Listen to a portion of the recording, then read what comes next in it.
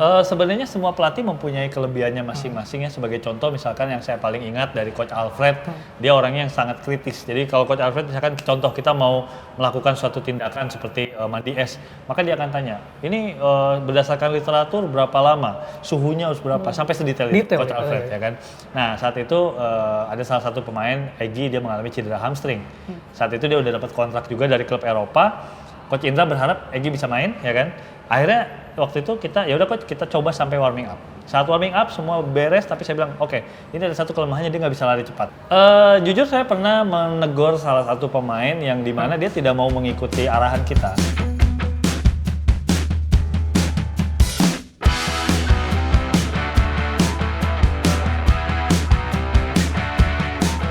Halo sahabat bola.com, kembali lagi di program Lebih Dekat. Kali ini saya sudah berada dengan sosok yang sudah tidak asing lagi. Apalagi saat Timnas Indonesia bermain dan ada pemain yang tergeletak di lapangan. Siapa dia? Kang Asep Aziz. Siap. Apa kabar Kang? Kabar baik Mas. Oh iya, udah jarang kelihatan, kayaknya sibuk banget nih Kang. Iya, jadi memang terakhir saya bantu mendampingi Timnas itu di tahun 2022 ya, yang ada Piala Asia di Kuwait, kualifikasi, terus juga terakhir juga ikut di SEA Games yang sebelumnya, yang di Vietnam. Setelah itu sempat vakum ya, karena memang ada beberapa hal yang kita juga harus kerjakan, salah satunya membangun layanan klinik fisioterapi juga yang pastinya akan memberikan banyak manfaat buat lebih banyak orang lagi, tapi juga nggak menutup kemungkinan ya dalam waktu dekat mungkin bisa bergabung lagi dengan tim juga seperti itu. Ya Kang, sebelum ke Timnas Indonesia nih, awal karirnya itu sebagai fisioterapi itu dari kapan Kang kalau boleh tahu? Jadi saya lulus dari kuliah fisioterapi di Universitas Esa Unggul di tahun 2008. Jadi banyak banget orang juga yang masih belum tahu kalau fisioterapi itu merupakan seorang tenaga kesehatan yang harus melalui proses pendidikan. Ya, jadi tidak hanya sertifikasi. Di situ saya lulus di tahun 2008 dan saya langsung gabung dengan tim basket profesional Indonesia, CLS Net Surabaya. Dan saya mungkin salah satu fisioterapis pertama di Liga Basket. Gitu. Berarti langsung terjun ke tim ya ketika itu ya? Ya. Tim olahraga. Kenapa milihnya olahraga Kang? Ya karena memang salah satu saya juga mengikuti ya liga-liga basket, liga-liga sepak bola, dan akhirnya saat saya bisa bekerja di basket, kemudian di tahun 2014 saya ada kesempatan membela tim nasional Indonesia, itu merupakan ya seperti kita punya kesenangan, hobi, tapi akhirnya bisa menjadi pekerjaan kita. Jadi akhirnya ya enjoy gitu kan. Kita sampai sekarang ya passionnya salah satunya adalah bekerja di lapangan seperti itu. Nah Kang, awalnya gimana tiba-tiba bisa jadi fisioterapi di Timnas Indonesia yang di kontrak PSSI berarti ya? Ya, jadi dulu itu di tahun 2014 saya sudah buka klinik fisioterapi. Klien saya beberapa tuh pemain sepak bola. Kebetulan salah satu klien saya pemain sepak bola itu lagi dipanggil sama timnas sepak bola. Saat itu TC-nya di Sidoarjo. Jadi saat itu dia cedera dan akhirnya dia merekomendasikan kepada dokter timnya, saat itu dokter timnya adalah Dr. Sarif Alwi untuk melakukan fisioterapi di klinik saya. Nah jadi akhirnya saat itu banyak pemain yang datang, kita bantu, dan setelah itu Dr. Sarif Alwi merekomendasikan kepada Coach Alfred Riedel, dan akhirnya saya mendapatkan kesempatan untuk membantu membela timnas ya hingga kemarin terakhir. Berdasarkan pengalaman Kang Asep sendiri kan cedera yang paling umum kalau pesepak bola tuh di bagian mana? Oke, jadi kalau di sepak bola sebenarnya paling banyak itu cederanya yang pertama adalah cedera otot. Jadi banyak orang kena cedera hamstring, banyak orang kena cedera aduktor, otot paha dalam, banyak orang mungkin kena juga cedera di daerah sekitar paha depan. Tapi sekarang yang lagi rame itu banyak orang mengalami yang namanya cedera ACL, ligamen. Di mana cedera ligamen ACL ini membutuhkan waktu pemulihan yang lumayan lama ya, karena juga terkadang beberapa kondisi ACL harus memerlukan operasi. Seperti itu. Kang Asep, sudah berapa pelatih timnas ini yang pernah bekerja sama dengan Kang Asep? Total berarti kurang lebih sekitar 3 atau 4 ya. Jadi yang pertama dengan Coach Alfred Riedel 2014 sampai tahun 2016, kebetulan waktu itu disanksi FIFA ya 2015 akhir ya. Nah terus 2017 saya masuk lagi dengan Coach Indra Safri, itu lumayan lama sampai di tahun Coach Sintayong masuk saat itu. Mungkin di 2019 setelah SEA Games di Filipina, Coach Sintayong datang dan akhirnya saya membantu Coach Sintayong dimulai dari U19, U23, senior ya, dan berganti-gantian lah seperti itu. Kalau pemilihannya sendiri, pemilihan fisioterapi itu tergantung request pelatih kah atau seperti apa sih kan? Sebenarnya pelatih boleh merequest gitu kan, boleh juga pelatih meminta misalkan fisioterapisnya, tapi juga ada memang bagian dari medisnya PSSI juga yang bisa membantu untuk mengatur apabila misalkan mungkin pelatihnya ya udahlah siapa aja boleh gitu, atau karena kan memang kita di timnas sendiri sebenarnya tidak memiliki kontrak dengan PSSI, jadi memang ya kita ada pemanggilan, kita dipanggil saat kita memang bersedia dan juga kita tidak ada halangan, ya kita bisa masuk. Tapi saat mungkin berhalangan, mungkin lagi tugas belajar dan lain-lain, atau mungkin ada banyak kepentingan yang memang tidak bisa dimundurkan, yaitu maka mungkin nggak bisa masuk seperti itu sih. Siapa pelatih Kang yang paling aware nih ya, yang paling aware terhadap program pemulihannya pemainnya sendiri? Artinya ketika udah tahu pemainnya cedera, boleh dikata Kang Sep ini jangan dulu. Yang lebih aware itu siapa sih dari pengalaman Kang? Sebenarnya semua pelatih mempunyai kelebihannya masing-masing ya. Sebagai contoh misalkan yang saya paling ingat dari Coach Alfred, dia orangnya yang sangat kritis. Jadi kalau Coach Alfred misalkan contoh kita mau melakukan suatu tindakan seperti mandi es, maka dia akan tanya, ini berdasarkan literatur berapa lama, suhunya harus berapa, sampai sedetail itu Coach Alfred ya kan. Coach Indra Sapri pun seperti itu. Coach Indra tahu sendiri kalau misalkan dia dalam memilih pemain bukan hanya dari kriteria bakat, tapi dia juga melihat aspek fisik, aspek psikotes ya kan, bagaimana juga kemampuan taktikalnya, kemampuan teknikalnya itu sampai dilihat semua gitu. Bahkan melakukan serangkaian pemeriksaan dari komposisi tubuh, kekuatan otot. Jadi semakin banyak data buat Coach Indra itu semakin mempermudah untuk memilih memang pemain yang tepat. Itu. Kalau Coach Sintayong juga pasti sama ya, dia juga punya kelebihannya dengan pengalamannya beliau sebagai salah satu pelatih dunia ya, karena juga pernah ikut Piala Dunia. Pastinya beliau juga mempunyai standar yang tinggi dalam pemilihan pemain dan juga pastinya bisa memberikan berbagai macam masukan kepada pemain untuk dia bisa lebih maju lagi seperti itu. Pemain kan cedera macam-macam nih Kang. Pernah punya pengalaman nggak ketika ada pemain yang cedera dan Kang Asep sendiri merasa wah agak berat nih untuk pemulihannya, dan siapa sih sosoknya kira-kira yang paling berkesan selama bekerja sama dengan Kang Asep? Mungkin ada beberapa pemain yang memang mereka cederanya membutuhkan waktu lama ya. Waktu itu juga saat kalau di zamannya Coach Indra itu ada salah satu pemain ini siapa namanya Riyandi ya. Riyandi pernah kena cedera ligamen lutut juga saat dia memang harus main di Piala Asia. Kita juga memang melihat hasil dari pemeriksaannya, kita juga melihat dari bagaimana mental dari si Riyandinya untuk dia bisa kembali. Dan akhirnya ya saat dia bisa kembali itu kita juga happy banget gitu loh. Karena memang dalam orang kalau comeback habis cedera itu bukan cuma aspek fisiknya udah bagus, tapi apakah dia ada trauma nggak dengan cederanya seperti itu ya.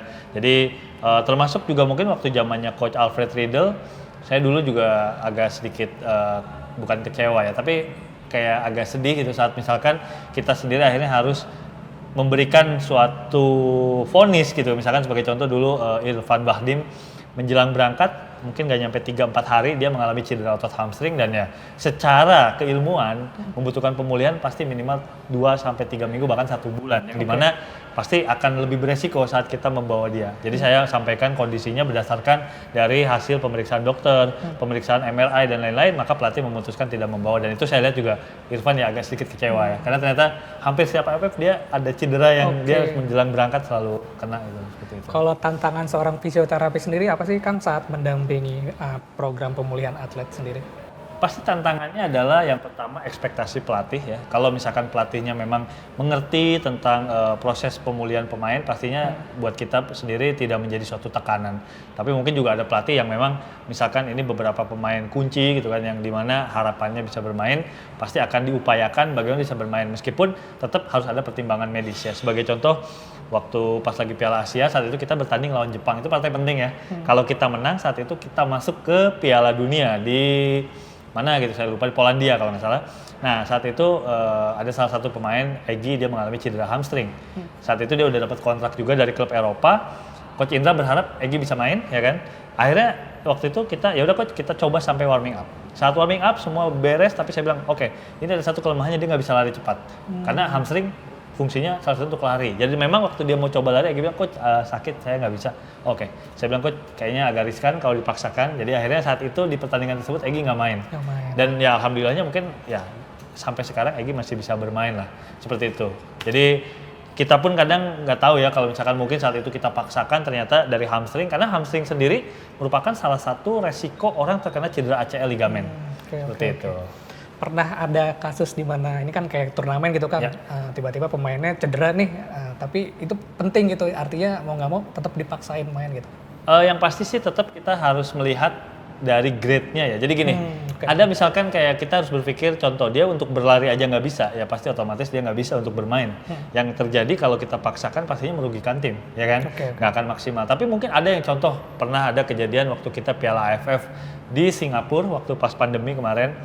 Rahmat Rianto dia mengalami cedera, sebenarnya boleh dibilang itu udah mengarah ke retak ya, hampir patah di tangannya karena ada benturan ataupun apa. Tapi tetap pemainnya kita tanya apakah kamu bisa bermain dengan kondisi seperti ini dan kamu ada resiko bahwa nanti akan benturan lagi atau jatuh lagi. Siap. Pelatih pun berharap dia main, akhirnya main. Tapi akhirnya kami sebagai fisioterapi ya memberikan proteksi, perlindungan. Oke. Kita bantu mungkin dengan pembebat seperti taping dan lain-lain. Itu yang kita bisa lakukan preventif. Berarti keputusan terakhirnya di pelatih dan pemainnya sendiri ya? Betul. Kalau misalnya yang ngotot masih pengen main ya udah dikasih proteksi tadi itu. Ya. Nah, Kang Asep udah pengalaman panjang di dunia fisioterapi dan berkenalan dengan atlet-atlet nih. Menurut Kang Asep sendiri, seberapa baik pengetahuan seorang atlet di Indonesia terhadap program pemulihan cedera?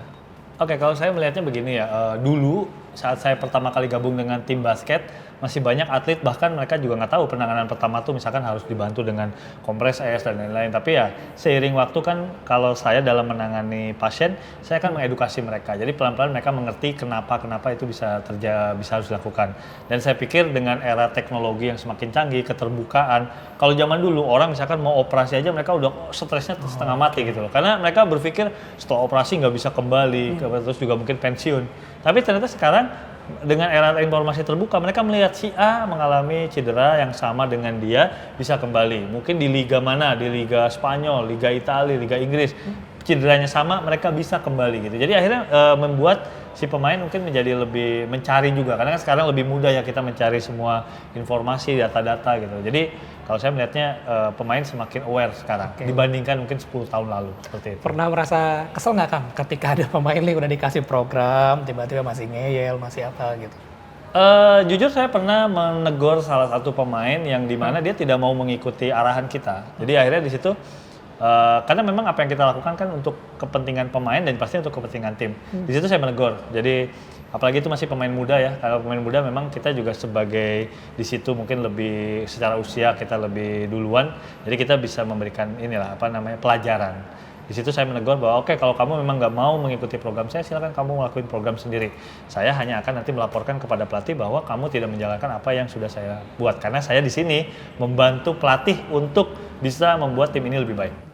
Kang udah lama nih ngikut timnas, momen apa Kang yang paling berkesan selama mendampingi timnas Indonesia ini? Yang pasti momen yang berkesan salah satunya adalah saat kita bisa mempersembahkan juara ya, saat itu Piala AFF U22 di Kamboja bersama Coach Indra Safri. Itu salah satu juga momen yang menurut saya sangat berkesan. Karena memang kita juga akhirnya saat juara kita dipanggil sama presiden, kita diundang oleh presiden.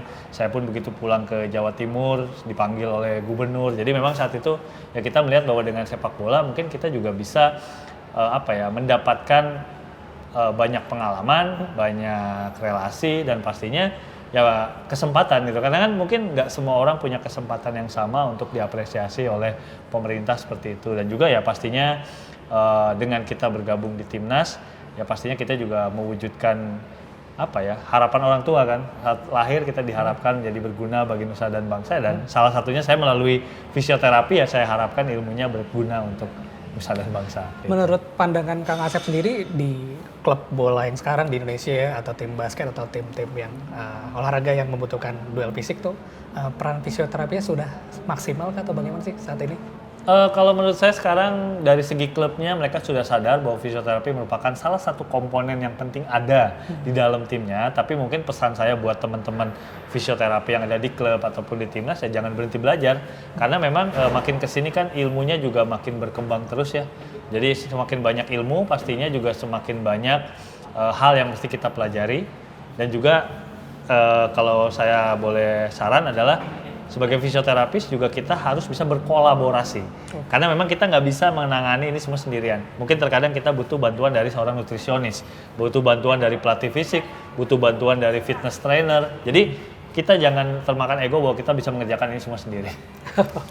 Nah Kang, sekarang lagi tren nih di kalangan masyarakat ya Kang. Ada itu fun football, atau itu sepeda goes pagi-pagi. Ketika ada cedera tuh penanganan pertama yang paling penting tuh kayak gimana sih Kang? Jadi kalau misalkan saat ini pun di klinik kami banyak orang-orang datang betul dari runners, cycling, ya kan, orang-orang yang mungkin juga sepak bola, ya, basket, yang non atlet. Gitu. Yang paling penting yang pertama adalah bagaimana mereka melakukan penanganan pertama, jangan diurut, itu yang paling penting. Ya. Jangan diurut ya? Jangan diurut, jangan diberikan yang panas-panas, ya kan. Dan juga kalau bisa diberikan misalkan seperti kompres es atau apa itu untuk mengurangi rasa nyeri yang terjadi. Dan yang selanjutnya adalah mencari informasi yang tepat untuk pemulihannya, karena memang beda lokasi, beda jaringan, mungkin bisa beda pemulihannya. Misalkan sama-sama cedera lutut, tapi misalkan mungkin terjadi di ligamen, di tendon, di meniskus, itu pasti beda dari diagnosa dan juga pemulihannya, seperti itu. Oke. Nah, Kang Asep juga kalau kita tahu sering mendapatkan pasien lah dalam public figure, dan itu udah pernah ada siapa aja Kang yang ditangani? Dulu saya pernah pegang beberapa public figure, ya memang beberapa karena cedera olahraga, tapi beberapa juga memang cedera karena aktivitas sehari-hari gitu kan. Jadi saya pernah pegang lumayan banyak ya, ada mungkin Dian Sastro, Luna Maya, Bunga Citra Lestari, Ariel Noah, terus juga Deddy Kobuzer juga saya pernah bantu. Terus ya adalah beberapa yang lainnya mungkin mereka juga sebenarnya akhirnya menurut saya sangat membantu kita. Untuk apa? Karena mereka public figure, jadi saat mereka misalkan melakukan terapi, mereka pun mengedukasi dari followersnya dengan sharing juga, misalkan kenapa cedera, terus harus diapain gitu. Itu bagus banget sih menurut saya. Biasanya kalau artis tuh cederanya tuh apa Kang? Ya sebenarnya artis juga kan sama aja sih, dia nggak ada tertentu ya. Cuma kan memang kembali ke setiap artis pun ya mereka sama aja, seperti kita punya hobi berolahraga ataupun ya karena pekerjaannya gitu kan, seperti atau karena misalkan hobi di luar olahraga pun ya pernah juga gitu loh. Misalkan bisa jadi lagi jalan di tangga jatuh ya kan. Nah, dan biasanya tuh mereka memang saling rekomendasi sih. Misalkan saya dapat rekomendasi A dari yang temennya juga jadi circle-nya seperti itu. Ya. Iya. Nah, ini Kang Asep kan udah lama menekuni dunia fisioterapi.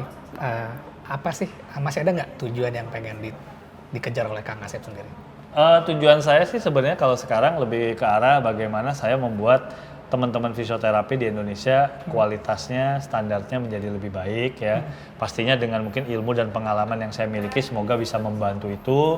Makanya kenapa sekarang pun setiap kesempatan yang ada, misalkan contoh di sports center ada kesempatan untuk buka fisioterapi pada saat memang secara kita persiapannya bisa, SDM-nya kita bisa juga cari, saya pasti akan buatkan gitu loh. Jadi kesempatan-kesempatan itu yang akan kita coba masukkan. Termasuk kalau memang dari saya ada relasi yang dimana membutuhkan fisioterapi, pasti saya rekomen. Untuk saat ini pandangan Kang Asep dari terhadap sport science di Indonesia seperti apa? Kalau terkait sport science, saya bilang sih sebenarnya boleh dibilang sudah mulai tahap aware dan interest ya. Tapi memang belum banyak tempat-tempat yang memang bisa untuk mensupport dari sport science, terutama untuk masyarakat umum atau sport enthusiast. Kebanyakan pun alat-alat sport science kan kebanyakan di kampus, ya, dalam kampus atau laboratorium kampus. Nah, kebetulan kalau saya di Surabaya sudah membuat layanan sport science yang bisa diakses oleh sport enthusiast. Dan juga di sini di Jakarta ada di PSSI Medical Center itu juga bisa mengakses layanan sport science. Ya, ada pesan nggak Mas untuk masyarakat ketika mengalami cedera olahraga ataupun yang berhubungan dengan fisik sendiri? Ya, pastinya tips untuk bisa bebas cedera adalah yang pertama kita harus mengetahui kapasitas dari tubuh kita ya. Terkadang misalkan sebagai contoh ada orang kemampuannya hanya 5 km berlari, contoh maraton, ternyata dia karena teman-temannya udah bermain half marathon, maka dia melakukan maraton 21 km, padahal badannya belum siap. Itu yang mudah mengalami cedera.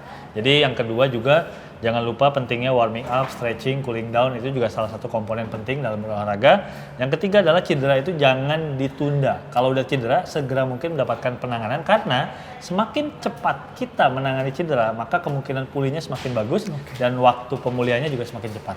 Oke, siap. Oke, sahabat bola.com, itu tadi perbincangan menarik kita dengan Kang Asep Aziz. Banyak pengetahuan yang kita dapat. Sampai bertemu lagi di program selanjutnya.